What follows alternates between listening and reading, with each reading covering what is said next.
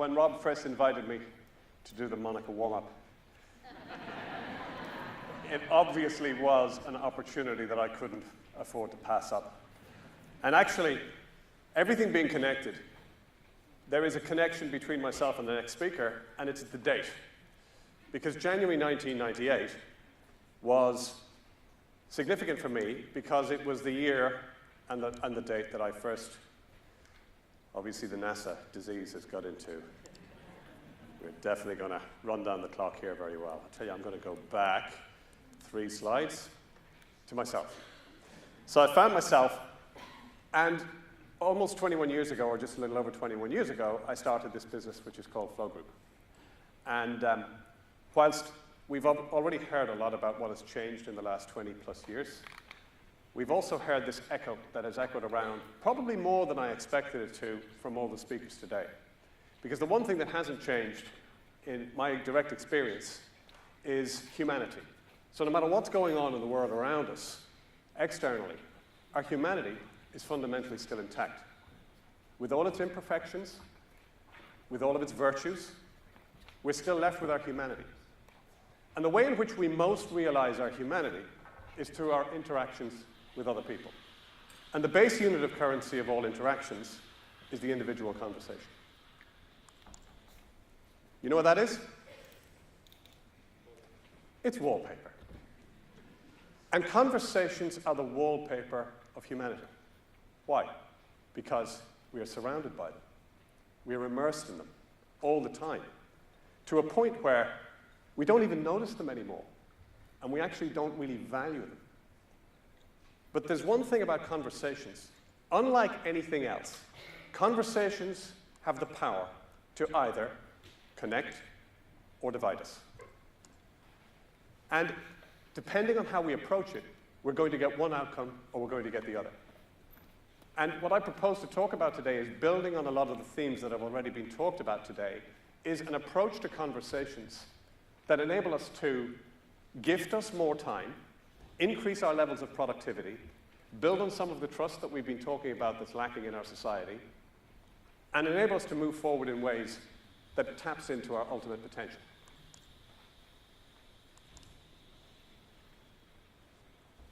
And make the point that every conversation matters.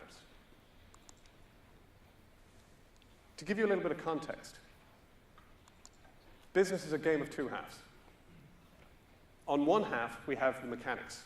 These are the principles, the projects, the policies, the strategies, all of these things that we have, the structures that are there as a necessary way of giving sense and clarity to something which would otherwise be chaos. That's on one side. Business loves the mechanics. In fact, when it's got a problem to solve, it's drawn very, very much towards the mechanics. Why? Because it's predictable, it's tangible, and it's measurable. The humanics. People, on the other hand, they're messy. I had a mentor when I was very young at the start of my career who took me aside and he said, Ian, one thing you're going to discover, all problems in business come with hair on top. Or not, as the case may be. And I've met many, many managers and leaders that if they never had to have a conversation from one end of the day to the next, and they could just write a policy, or they could tinker with an org structure, or they could just change the system around a little bit, they'd be far happier. But here's the interesting thing. I've never ever come across a strategy that's implemented itself. I've never come across a project that has delivered itself. In fact, nothing gets done. The wheels of business don't move without the oil of human interaction and human conversation. So, how are you enjoying today? So far, so great. Here's a question. When we think about conversations, they come in 3 different packages. The first is the face-to-face conversation. The second is the telephone conversation, which is becoming increasingly less. The third is the electronic conversation, which is becoming increasingly more. As you luxuriate in the conference center here today, and you think about your own organization, if I were to ask you the question, in those 3 channels, how many conversations are happening around your organization? We actually had one client who was mad enough to have a go at measuring this. The client was Primark, or pennies to you and I, and they came up with a number. And the number was 220,000 conversations that are happening today across their lines of operation. Now, you tell me that the quality of those conversations is not having an impact on the business outcome. So let's have a look at conversations, and let's break it down. Because there are three possible outcomes to any conversation that we have. And it's a little like the gear shift in an automatic car. One outcome is that we have the conversation, it has the impact it needs, it moves the business on, we drive forward. Second impact, the conversation happens, but nothing happens. Third impact, conversation doesn't go so well. The R doesn't stand for reverse. It stands for what we call residue. Because something has happened in the conversation that has left a legacy or a residue between us or into the business. Now, instead of having one conversation, we've just bred a multitude of conversations. These conversations take place, of course, in the coffee docks, in the car parks, in the corridors, or anything else you can think of beginning with C. And now, instead of having one email to package it all up neatly, we now have a multitude of emails, blizzards, CCs, BCCs, now the head of the department's involved. If it's your family, it's your mother-in-law. And what it's a little bit like is it's a little bit like getting grit into the oil. Now, all of a sudden, things don't work so smoothly anymore. Now it creates wear and tear on the system that can ultimately lead to breakdown. I like first principles, and I'm going to go back to January 1998. When I started off the business, it was very clear to me, conversations are a basic operating system for productivity and for connectivity, period. Otherwise, how are we doing it? It's all got to be done through that. The other thing is, in the early days, we didn't have reputation, so we had to survive on impact. So we believed in adding value from day one. So what we started to do was we worked with groups in those days, as we still continue to do today. And we had groups of intact teams very often, or maybe groups of leaders and managers. And the first question I always asked was, why do conversations go wrong? Because we're going to get measured not on the training or the development or the consulting that we deliver, we're going to get measured on whether we can solve their problem. And who are we to assume, which is a word that's come up here very often. So we asked the question. And we started this ritual of creating what we call the red list. Because this was back in the day where big data was still in short trousers. We just took flip charts and red markers. And it was always a red marker. So we created the red list. Another group, another red list. And we continued to ask the question and created the red list. Why do conversations go wrong? And then we expanded. And the business in the last 20 years has grown across 5 continents and goes all the way from Boston to Singapore, where we have operations. And guess what? Today, we still ask the question, why do conversations go wrong? We still keep gathering the red lists. One thing that won't surprise you, when we look and analyze the big data of all of the red lists, it's all the same stuff. If we went back to Plato and Aristotle, back to the Greeks, and in their hedge schools they'd ask the same question, guess what? It's probably the same stuff. Because it's the base, raw aspect of our humanity. And the stuff, when you see it, it's not surprising. There's nobody here in the room, as you look at everything that's on that list there, that can't identify with some or any or all of those things that get in the way. So, first principles. Why would you even have a conversation in the first place? What's the purpose or the point of having one? And we just need 2 people or more. If there are more involved, then there's C, D, E, and F between my side and the other person's side. Well, it's obviously to solve a problem, overcome a challenge, make a decision. Only reason to have it. Now, unless people are totally aligned, and even when people think they're aligned, they're not aligned. You will always have a gap. Conversations have the power to connect or to divide. And as Transport for London continue to remind us, we need to mind the gap. And then into the gap, we have humanity, which manifests itself in all of these conditions that constitute the red list. Now, the extent to which we create residue from a conversation or not is the extent to which we have the ability to navigate our way through the red list with all our good intentions, with all our unskilled approach, and with all of the imperfections of being human. This is why we started the Green Line Project.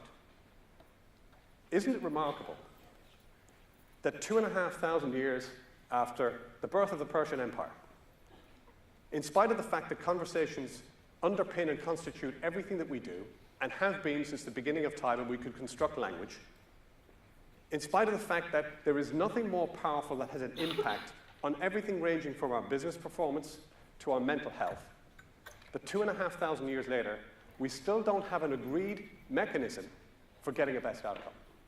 Doesn't it strike you as strange? This became the mission of the Green Line Project. A couple of things we needed to investigate were to understand what we were dealing with first so that we could go and address and find a way in which to accomplish this. The first thing was to understand what the symptoms of residue are. So when a conversation doesn't go well and it produces residue, there are two basic categories of residue. First category of residue is inefficiency. It's characterized by waste. It's a little bit like you take your bucket, and the faster you put stuff into the top of the bucket, the faster it's coming out the bottom. Wasted time, wasted effort, wasted energy. First category. The second is more on the humanics side. You know, you have a conversation, and there's just that feeling that you emerge with where you just aren't comfortable anymore. And this might be not comfortable in the team, not comfortable with the people that you're dealing with, not comfortable in the organization, which we talked about a little bit earlier on. It's like having a stone in your shoe. We carry on, but we have that stone that persists in the shoe. This is where it gets interesting.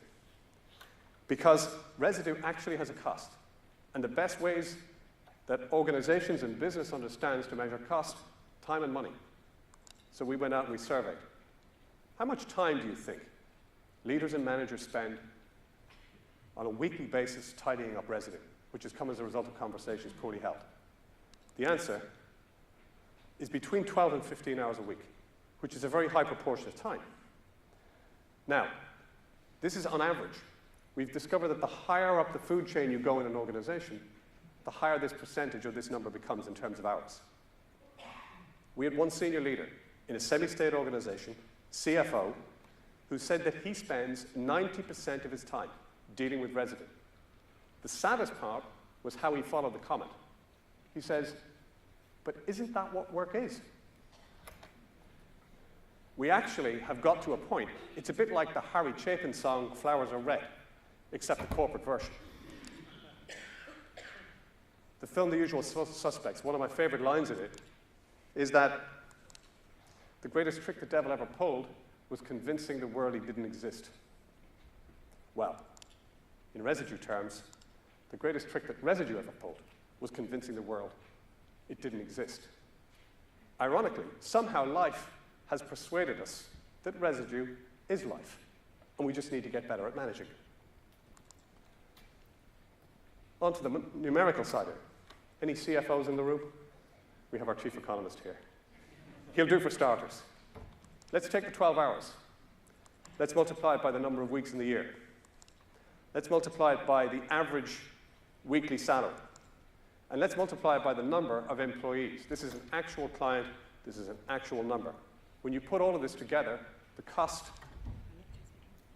is over 9 million. One of the biggest struggles that we have as HR professionals is connecting with the business stakeholders to convince them that what a CEO once described to me as that soft, fluffy bunny stuff actually has a financial merit and has a payoff in the business bottom line. So all you need to do now is go and see your CFO and explain how you found 9 million down the back of the couch and you can help contribute to next year's budget. So I'm going to conclude by looking at if conversation is the cause, it can also be the cure. So we endeavored to put the microscope on conversations, and we watched them unfold like a slow-mo camera, frame by frame, thousands of them, to understand where we could intervene and what might be good and what might be bad. And here's what we discovered. We discovered three things. First thing we discovered, conversations are a zero-sum game. What you put in, you get out. Second thing we discovered is that there are points of choice at every time in a conversation, particularly those difficult, challenging conversations. There are moments when you can choose to turn left or you can choose to turn right. And at that point of choice, we make the choice, and it determines the destiny of the conversation and whether we create residue or we don't. Here's the third and the hardest part of the research, is that at these points of choice, people make unconscious decisions. We make decisions and choices without knowing that we're even making them. So what the Green Line project set out to do was to codify. What are the points of choice at which when you turn left or you turn right, you're going to get a better or worse outcome? We codified it into 7 behaviors. You've got these in front of you, by the way. 7 red cards, which literally are a sending off offense. Play the red cards, and they're the 7 most common, most popular behaviors that cause a conversation to produce residue. It sends you in one direction. The red cards, which are very simple and simply understood, ultimately lead to residue. The 7 green cards, on the other hand, they're going to put us in a position where we're driving the business forward, or we're driving the relationship forward. Final thing I have to say or ask is, I'm going to use one of the cards, which is the green card of inquire. Let me do this.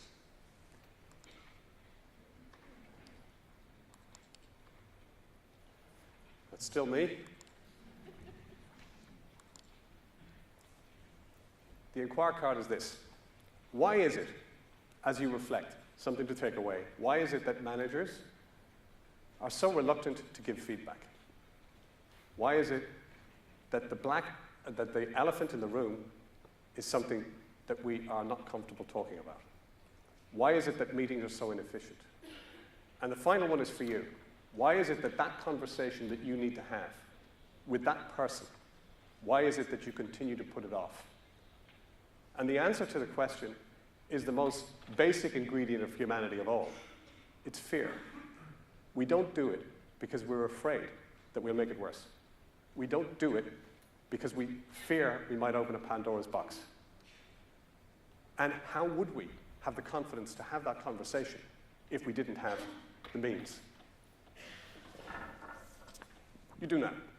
Thank you very much.